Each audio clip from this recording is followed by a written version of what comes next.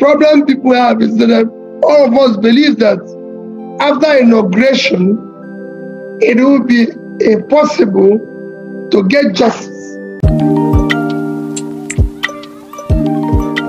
So the inauguration or the swearing in of Asiwaju Bola Tinubu and his running mate, Shettima, has come and gone. And as a great number of people are celebrating the victorious march of the new president into Aso Rock, many others who felt that the new president is a product of a rigged election are heartbroken. Meanwhile, P2B, the presidential candidate of Labour Party in the 2023 election, his running mate, Yusuf Dati Ahmed, and the presidential candidate of People's Democratic Party for 2023 election, Atiku Abubakar, have assured the heartbroken Nigerians that the battle is not yet over. They still hope, since the court still has the power to unseat the newly inaugurated president. Atiku said it's only a ceremony. He said, "I have been asked about May 29th. I want to assure people that swearing in is only a ceremony that does not in any way tie the hands of the court." P2B said that he is highly motivated and strengthened like never before. So P2B said, "Tinubu's swearing in can't stop me from claiming my stolen mandate. Everything has to follow due process. And I am fully sure that my mandate, which was stolen, will soon be recovered. I'm highly motivated and strengthened like never before. Even me, I know that the journey ahead is tough, but I'm ready." He said this to his obedience and told them to calm down. They should remain calm and peaceful. That's what Ahmed said. P2B and I won this election, and if justice prevails in Nigeria, by God's will, we will lead Nigeria and fix the country. Recall that the hearing of P2B's petition filed against President-elect Bola Tinubu, Vice President-elect Kashim Shettima, the ruling APC party, and the INEC had begun at the Presidential Election Tribunal a few weeks ago, and the court had given him 3 weeks to prove his case. After the 3 weeks, they died. Meanwhile, Muhammadu Buhari, the ex-president, flew back to his hometown, Daura. Immediately, he handed over to Bola Tinubu. Daura had been the place that he had talked about going back to after his tenure, because that's the favorite place that he would like to be, and also to take care of his cows. This explains why he said that Nigerians are harder to manage than his cows. In other words, that his cows are easier to manage than Nigeria. Many say that he was trying to say that he failed as a leader. Another thing he failed to do was give inaugural speech during the time he was sworn in. And many feared that Tinubu was going to follow in his footsteps and not give inaugural speech, but he did. He did, and detailed how he's going to make Nigeria better, how he's going to better economy, how he's going to better security, infrastructure, education, electricity. But the defining moment was when he said that he was going to remove fuel subsidy. So this is what took over the internet yesterday. Okay, a lot of people are saying how it's going to affect the nation, the pros, the cons, how it's going to cause inflation, but how it's going to help Nigeria to direct some of these expenses towards what matters most, like health facility and education and the rest of them. A political analyst, Ben Omokre, supported this wholeheartedly and said, "Subsidy removal at the right move.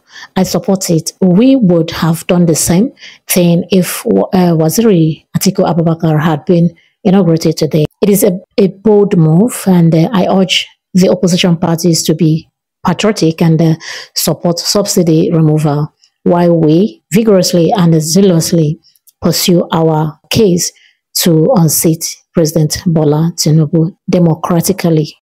Tinubu also talked about how he was going to use these first 4 years in office to better the strength of Nigerian currency. He said that he is targeting 200 naira per dollar during his first 4 years in office. So I have to say that personally, I am quite amazed at the number of people that turned out at the event of the inauguration yesterday. I was so flabbergasted, or how do they say it? Flabbergasted, right? I was flabbergasted at the number of people that turned up for the inauguration. There are so many that, in fact, I don't know what to say.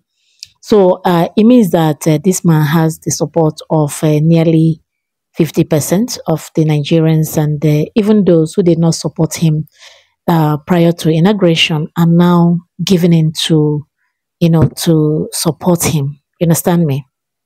So a lot of them said, okay, now that he has been inaugurated, there's no way going back. Okay, let's just embrace the fact. Let's just embrace the reality.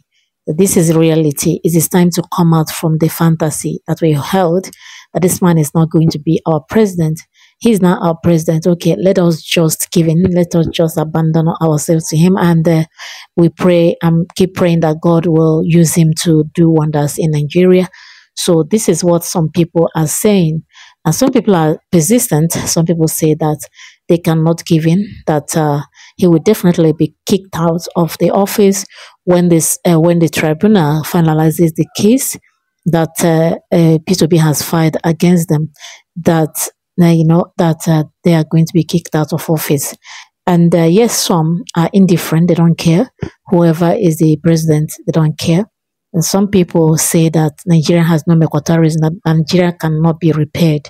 So they have just given into, whatever comes up, So, but what are we to say? This is our country. This is Nigeria.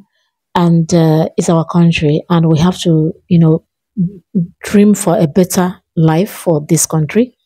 And whoever that will make this country better is who we want.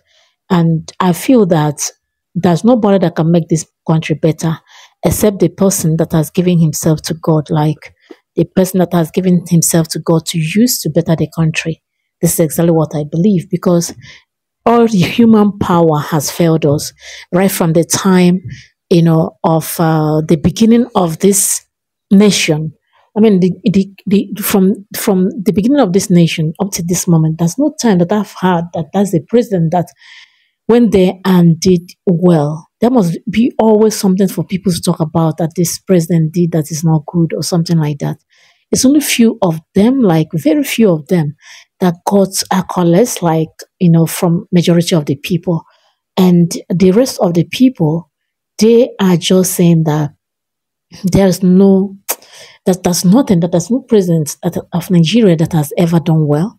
And this leaves us with the fact that it's only God that can make this country better. Okay, I believe in God, and I believe in the power of God, and I believe that God can use anybody at all to make this country better. But that person that God is going to use is really going to be someone who will make himself available to God. So I don't know what you think. Whatever you think, my people, leave your comment in the comment section. Thank you so much for coming this far with me. My name remains Florence, and this is Story. If you're my returning subscriber, thank you so much for coming back. If this is your first time, welcome. Kindly subscribe to my channel and set notifications so that you can easily access my upcoming posts. Thank you so much. I will see you in my next video. Bye-bye. God bless you. Bye.